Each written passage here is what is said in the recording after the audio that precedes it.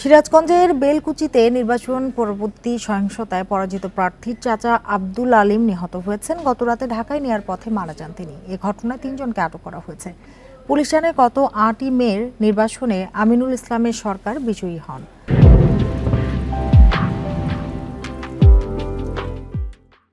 তার কর্মী খালেক মেম্বারের নেতৃত্বে কয়েকজন পরাজিত প্রার্থী বদিউজ্জামান ফকিরের কর্মী আব্দুল আলিমের উপর হামলা চালায়।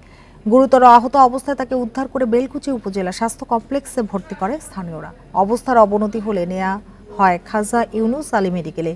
সেখান থেকে রোববার রাতে ঢাকায় নেয়ার পথে তার মৃত্যু হয়।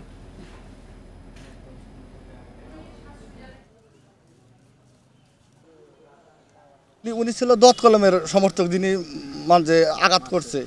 আর যিনি মারা গেছেন উনি ছিল আপনার মোটরসাইকেলের সমর্থক। ঢাকায় নিয়ে যাওয়ার পথে সে মারা যায়। খবর পেয়ে সঙ্গে সঙ্গে পুলিশ ঘটনাস্থলে যায়। ঘটনাস্থলে যেয়ে মৌখিক অভিযোগ যতটুকু পেয়েছে তার ভিত্তিতে প্রধান অভিযুক্ত সহ ৩ জনকে আটক করা হয়েছে।